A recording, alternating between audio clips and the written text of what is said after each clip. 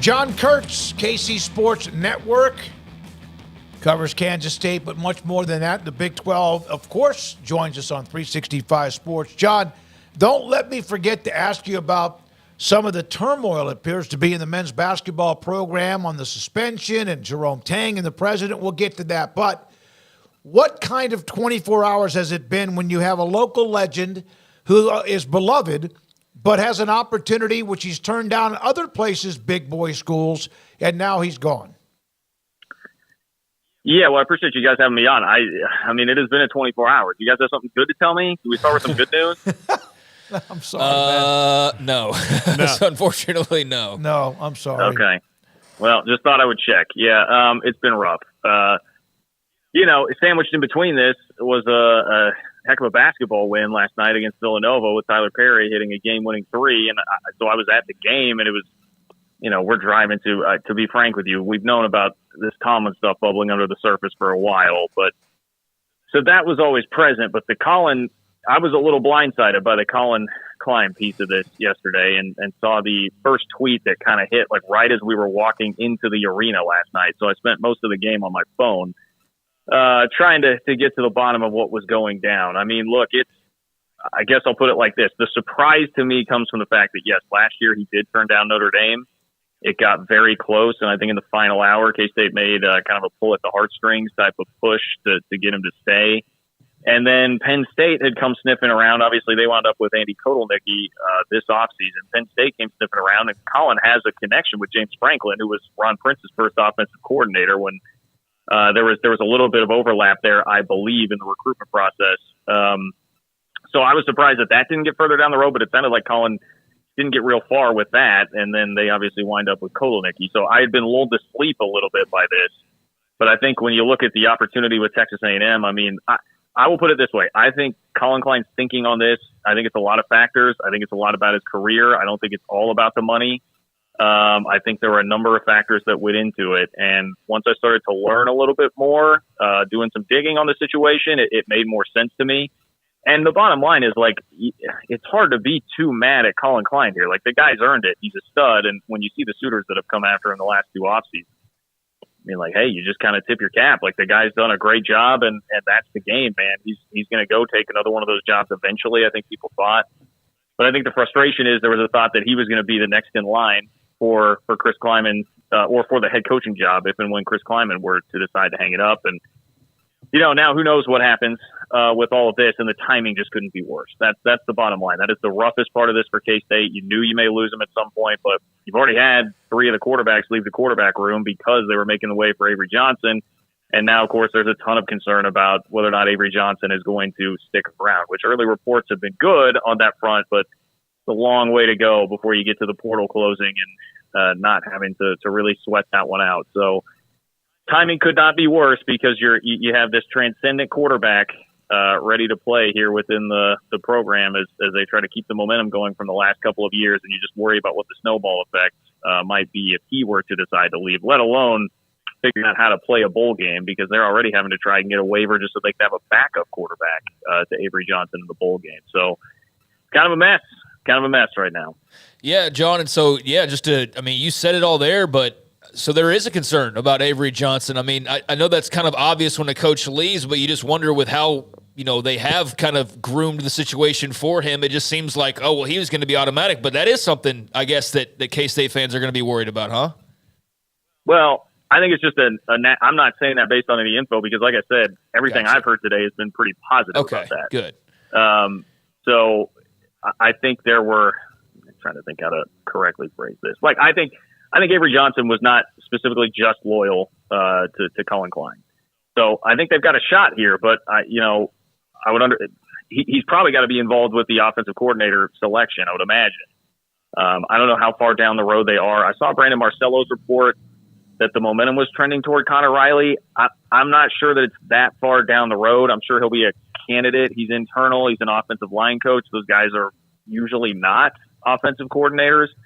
See what happens with that. But I mean, I know he is a really respected offensive line coach, but my hope was kind of that they would go for more of a national sort of search there and have Avery Johnson be involved in that. I think that's a heck of a carrot to throw out there for a potential offensive coordinator. So yeah, early returns are good that he would stay, but I mean, he's just such a key to this. Like, I think if he sticks around, this becomes a pretty manageable situation, right? You can go find another offensive coordinator. There are a couple, even beyond Connor Riley. I know like Brian LePack is a guy that they really like on staff. I think there may be some concern about him going with Collin, who I believe is going to get free reign to hire a couple of coaches at Texas A&M, and that was a part of the appeal for his contract there. So, Josh Buford's another guy on staff. I think they think very highly of, but I'm not sure how far of a bump he'll get on the staff. So there's a lot of moving parts as far as that goes. I would hope that Avery Johnson becomes involved in it. But if he sticks around, this can be manageable. If he leaves, then you may have, they've got a lot of young, talented skill players that I know are really tied in with Avery. You just worry about how much that snowball could get rolling if he decides not to stick around. So it's just going to be a tenuous time, really, no matter what happens, until you get to the point where you know for sure that he's going to be locked in for next year. John, for fans that were hoping for Collin Klein to be the next head coach, Chris Klein is not old. I don't know, unless he, has like a goal that he would get and then not do that. That seems to be kind of a silly thing to wait on. That would be a kind of a long time because Kleiman's damn good coach and not going anywhere. Chris Kleiman, I do not think is a guy who wants to coach as long as, say, a Bill Snyder did. Yeah.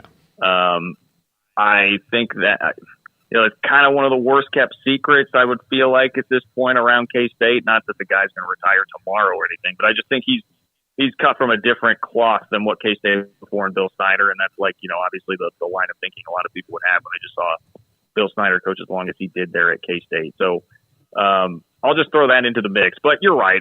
Look, and I kind of bought into it too. I had hoped that it would work out like that, but it was, especially when you started to see who was sniffing around last year, it was always going to be unrealistic, probably, to be able to keep him around to make that perfect transition. I think the fear now is just you get a taste of the big time. I think a lot of this was Collin Klein wanted to make sure, Colin's been running this offense with the resources available at K-State, which are certainly very competitive for the Big 12. But I think a part of him wanted to go do it with another coach and go do it with the resources of a big-time program. And as much as we can joke about what Texas A&M accomplishes with those resources, they have resources. So you can't get much better in terms of what he's going to have to work with at Texas A&M. So I think some of that is a part of it. And then you worry, once you get what is it? Like you show the guy a taste of Paris or whatever. I forget what the exact saying is like that. But basically, you get a taste of the big time. What's going to happen there? Does he ever come back? I think it's legitimate concern, but you just kind of have to let him go. K-State fans have been through this with Brent Venables. That was always a dream that K-State fans had of him coming back as an alum to be a coach at K-State. He's a guy that not only played for Bill Snyder, but coached under Bill Snyder on some of the best teams that Bill Snyder had in the mid to late 90s. So that was always a dream, and it never worked out. And I think that's fans' concern, is that this is going to be another situation like that. John, you know how it is with just outside general perception. We follow K-State pretty close, but we don't know what it's like inside the way that you and others like you do. So from the outside looking in, 8-4 seems like a pretty respectable season, albeit a little bit disappointing because all four of those games are games that could have gone the other way. All very tight games. But coming off that Big 12 title last year, a chance at 9 wins, does that have people excited, or how would you sort of define or describe the 2023 season for K-State and their expectations?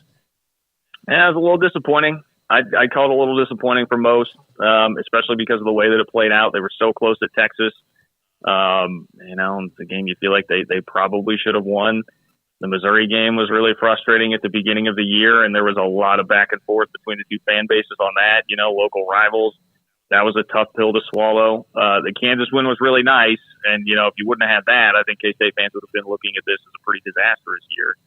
But they did get that. But to lose the Iowa State game and to lose it the way that they did historically, you go through the numbers in terms of yards per play, literally points per play. Iowa State scored 1.3 points per play in that game. It was historically maybe the worst defensive performance K-State has ever put out there on the field.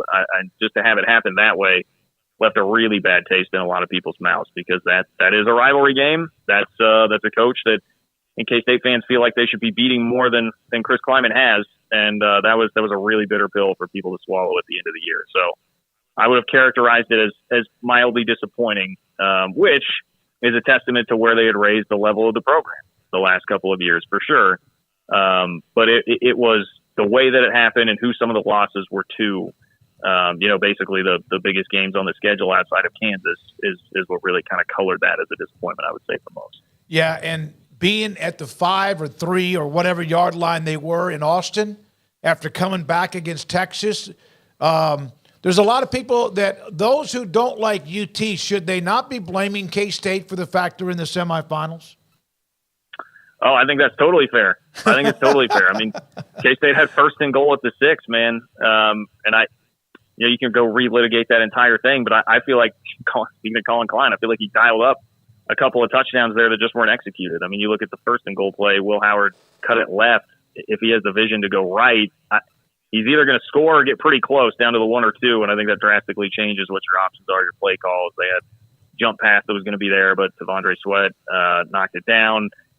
Benson, it was also wide open on that play over to the right. I mean, it's just, I could go on and on. They probably should have scored on 3 of the 4 plays. They scored on 0 of the 4 plays. And there you have it. So let me know what's happening with K-State basketball with Jerome Tang. It's excitable. Obviously, he called out the students. They showed up in droves. A great last-second win last night. But is there something going on between he and the president or the school and the suspension of one of their better players? Yes. Absolutely. It's not great right now. So what you have, Naquan Tomlin has not played the entire year. You could argue that he's the best player on K-State's roster. It'd be between him or Arthur Kaluma or Tyler Perry. But he got a lot of really good feedback this offseason that, I think he was borderline close to leaving for the NBA. He got such positive feedback there. So he's a dude. He hasn't been available the entire year. He was arrested in a bar fight. Trying to remember the specific timing on that, but right before the season got started and or very early in the season. Again, I'm mixed up a little bit on the dates there, but he hasn't played the entire year. He's missed every game K-State has played, right? So he goes through the legal process on this. Jerome Tang had said early on, we got to let the legal process play out, and then we'll kind of go from there. And early on, he had said, we're kind of treating it like a season-ending injury right now, but, we'll see what happens. And then he goes through the legal process. It winds up going to diversion. And so as far as the legal stuff is concerned, it seems like it is over. He's on diversion. There are some terms that he has to carry out. But he's been working toward doing some of that. I know some of it was community service. He was out handing out turkeys for Thanksgiving that he had bought. They made a big deal to publicize that on social media. So he had been doing all the right things. He had started coming. He's been on the bench for the last handful of games all of a sudden, but not warming up or anything, just back on the bench. So kind of a part of the team, but not really. I think behind the scenes, Jerome Tang and company expected/wanted him to be back within the last week or two. That did not happen, and it's being held up by the university president. And I feel very, very confident from about 10 different angles that he is the guy. He is the lone guy holding it up right now, and that has created a lot of friction with the basketball staff. And, of course, the concern there becomes, Jerome Tang's a pretty coveted commodity. He's been an unbelievable fit, not only just what he's done winning at the school, but changing the culture of the basketball program, making it a very cool program that I think, especially if you're thinking from a university president perspective, opens a lot of eyeballs in a school that's been struggling a little bit in enrollment lately. It just does not seem like I'm just giving you my opinion right now, that does not seem like a very sensical opinion or move to make if you're the university president right now. And it's gotten public enough now, after bubbling under the surface for a little while, that you had students protesting outside of I believe it was Anderson Hall, where his office is today. Anyway, there was a protest. Naquan Tomlin showed up. Players are retweeting free Naquan stuff. I mean, it's pretty clear how the staff feels about this right now, and we'll see if anything gets changed. I mean, I think as of right now, the president's decree would be that he's not going to play. Hopefully that can change, and we'll see. But I think there's a lot of concern about damage between the relationship there and what that means for Jerome Tang's future at K-State. And this is a fan base that is very, very, very sensitive to that fact because of what played out with John Curry and Frank Martin and Kirk Schultz. Speaking of characters everybody knows and loves around here, back in the day, when those two combined to basically make Frank Martin's life a living hell, enough to the point where he decided to leave for South Carolina. John Curry was really overstepping his bounds in a lot of ways and made that a very difficult, untenable situation for Frank Martin. culminating in an incident where they dug up a receipt from Jamar Samuels for a wire transfer that he had gotten from a family friend back home, and they turned that into a huge deal, wouldn't let Jamar Samuels play, and then it was very shortly after that that Frank Martin decided to leave. So you've had a similar thing play out with a wildly popular head coach before. And look, nothing against Frank Martin, who I love and gave me some great, great memories during my college years, but I think Jerome Tang is a better coach than Frank Martin. And if you do this again to this fan base, well, look, reputational damage I think is already done as far as the president goes with the fan base and the way everyone's been reacting today. But yeah, it's pretty stressful times. Stressful times right now in Manhattan. Man, I could feel that late yesterday as the day was winding down from you and others. It was like, man, and the Collin Klein report was there, and it seemed like this was different, as you mentioned, the Notre Dame, Penn State, or whoever else. But man, it's football team's pretty good. They weren't as good as they could have been, and they had opportunities but didn't get it done. But woo, right now it seems like there's a lot of turmoil. Good luck covering all that, John, and get through the next few hours and get some good sleep. Hey, I appreciate that, guys. Anytime. Good to talk to you. You too. That's John Kurtz from KC Sports Network with us on K-State football, and then also